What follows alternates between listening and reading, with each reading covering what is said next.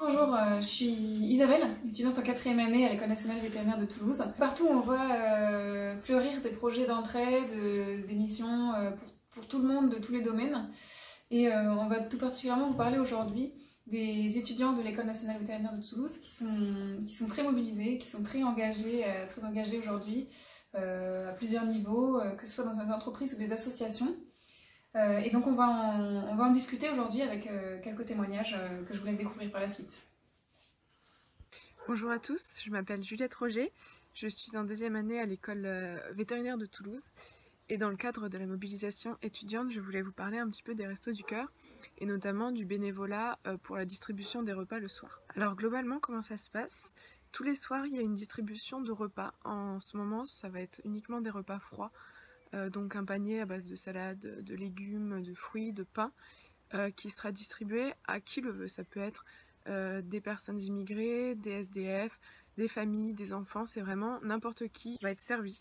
En ces temps de Covid, c'est un peu particulier parce que normalement le soir, c'est un repas chaud qui est donné, le climat est beaucoup plus propice à discuter avec les gens, à partager le repas avec eux. Au vu des règles d'hygiène qui ont été imposées, la distribution se fait beaucoup plus à la chaîne, donc à l'entrée, on distribue du gel hydroalcoolique à toutes les personnes. Et les repas sont fournis à la fin de la chaîne et ensuite les gens, si possible, doivent s'éloigner ou en tout cas limiter les contacts. La distribution des repas se fait à 3 endroits différents de Toulouse. Il y a le marché aux cochons, les raisins et au Grand Rond. C'est là où j'étais. Elle se fait en ce moment uniquement de 18 à 20 heures. Donc qui veut peut venir chercher son repas. Souvent, ce sont des habitués. Moi, je suis encore toute nouvelle dans l'association, mais les anciens commencent à connaître certaines têtes. Et c'est un super moment de partage et de rencontre. Voilà, alors n'hésitez surtout pas à vous investir et bonne journée.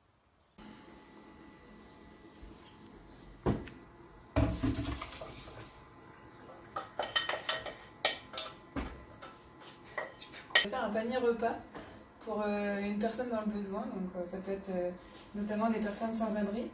Et ça en fait c'est organisé grâce à un groupe Facebook d'une association qui est pour eux, enfin hashtag pour eux Toulouse, qui permet à des citoyens quelconques en fait de créer des paniers repas complets avec plat, dessert, voire une petite entrée, une petite gourmandise et éventuellement des produits d'hygiène pour des personnes sans abri. Donc là par exemple je vais faire une salade de riz, donc quelque chose de super simple à faire et qui se conserve bien et qui est facile à manger, donc il n'y a pas besoin d'ustensiles particuliers à part une fourchette. Donc là j'ai déjà mis les olives, les concombres, ensuite on va rajouter du thon, du maïs et du riz. Et après du coup j'ai des desserts, donc j'ai des petites compotes, des petits gâteaux et puis j'ai aussi pris je vais faire un petit kit hygiène pour des femmes avec des serviettes hygiéniques et puis des petites lingettes, tout ça. Donc voilà, là j'ai pas encore posté mon panier repas parce qu'en fait il y a un lien qui est posté tous les jours sur le site, sur le groupe Facebook où on enregistre les paniers en fait. Et ensuite il y a quelqu'un qui vient les chercher dans la journée, donc quelqu'un qui est à vélo, donc un bénévole de Toulouse, enfin de l'association, qui vient récupérer le panier repas, donc sans aucun contact. On dépose le panier dans la rue, les personnes viennent le chercher et du coup ils amènent le panier directement au sans-abri quoi. Donc c'est génial, c'est une action solidaire. Bonjour, je suis Bérénice, je suis étudiante en 3e année et pendant ce confinement je suis en Bourgogne chez mes parents. Nos études se poursuivent, donc on continue à étudier, mais malgré tout on a du temps libre pour faire d'autres projets. Et donc c'est pour ça que j'ai décidé de consacrer ce temps à du bénévolat pour aider à la lutte contre le coronavirus. Et donc je suis bénévole dans une association médico-sociale qui a des structures d'accueil de personnes handicapées et de protection de l'enfance. On a décidé de mettre en place un atelier d'assemblage d'écrans anti-postillon. Le principe de ce masque, c'est un rectangle de tissu sur lequel on va venir placer une tige en métal souple qui viendra se fixer sur le nez. Donc on va juste venir coudre un rabat ici avec la tige de métal à l'intérieur pour la fixer. Et ensuite, sur le même principe qu'un masque chirurgical, on va venir faire des plis qui ensuite viendront se déplier quand on le mettra sur le visage.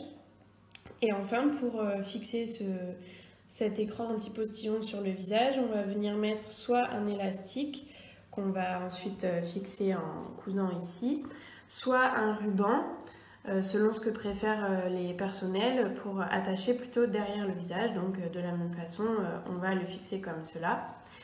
Et cela permettra de constituer une première barrière pour ces personnels qui sont aussi en première ligne.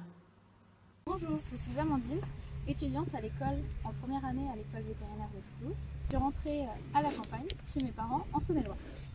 Dès le début du confinement, avec une maman qui fait partie du personnel médical et un papa agriculteur en agriculture biologique, nous avons compris que la situation était difficile pour le personnel soignant. Et nous avons donc cherché à mettre en place une initiative pour permettre de montrer notre reconnaissance au personnel médical, pour montrer également notre soutien et montrer aussi que le monde agricole était présent et pouvait se mobiliser. Nous avons donc, avec notre initiative, décidé de contacter Unebio. Unebio, c'est un regroupement d'éleveurs au niveau national et ces éleveurs ont la particularité d'être tous en agriculture biologique. Donc avec ce contact d'Unebio, nous avons fait part de notre volonté à vouloir distribuer de la viande bio au sein des hôpitaux français. C'est à ce moment-là que la solidarité de l'école vétérinaire entre en jeu et est très importante. En effet, grâce à la communauté étudiante de l'école, nous avons récolté de nombreux contacts au sein des hôpitaux de France. Et c'est grâce à cette chaîne de solidarité qu'aujourd'hui de la viande bio peut être distribuée dans certains hôpitaux français. Et bien sûr, cette initiative, elle peut avoir lieu un peu partout en France. Bonjour à tous, je m'appelle Emric, je suis étudiant vétérinaire en 4e année, aussi bénévole pour VetCall. Alors VetCall, qu'est-ce que c'est? C'est une plateforme téléphonique regroupant vétérinaires professionnels et étudiants vétérinaires de 4e et de 5e année, tous bénévoles. Cette plateforme elle a été mise en service pour répondre aux questions des propriétaires d'animaux de compagnie, chiens, chats ou NAC, en cette période de confinement, à propos du Covid-19 ou d'autres questions. Et aussi pour soulager les vétérinaires sur le terrain qui reçoivent beaucoup d'appels. Ce n'est en aucun cas une plateforme de télémédecine, mais bien de conseils. Donc si vous voulez recevoir un conseil à propos de votre animal de compagnie, rien de plus simple, il vous suffit de vous rendre sur le site vetcall.fr, de remplir le formulaire dédié avec vos coordonnées et vos questions, et vous serez rappelé par un bénévole entre 10h et 18h, le tout gratuitement. À bientôt! Bonjour, je m'appelle Colline, je suis actuellement en 4e année à l'ENVT et pendant cette période de confinement, avec d'autres étudiants, on a décidé d'aller prêter main forte à un supermarché à proximité de l'école.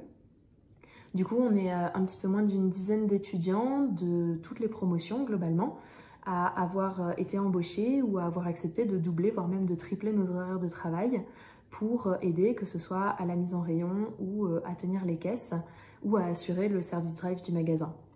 Pour nous, c'est une bonne opportunité, ça nous permet de nous occuper pendant ce confinement, ça nous permet également de nous rendre utiles, tout simplement. Pour le magasin, c'est important, ça leur permet de libérer les employés qui auraient besoin de s'occuper de leurs enfants ou qui seraient des personnes à risque. Ça leur permet également de respecter les consignes de sécurité qui sont demandées par le gouvernement, donc que les gens ne se déplacent pas trop, qu'ils arrivent à trouver les produits qu'ils sont venus chercher. Donc c'est important de mettre en rayon ces produits, qu'ils n'attendent pas trop aux caisses, pas trop longtemps, pas trop collés les uns aux autres, donc que ce soit important qu'il y ait suffisamment de caisses qui soient ouvertes et que les gens puissent utiliser. Donc, et bien sûr le service drive qui permet de maintenir les contacts au minimum entre les personnes. Donc c'est gagnant-gagnant au final, aussi bien pour eux que pour nous, et tant qu'on sera utile, on continuera à aider.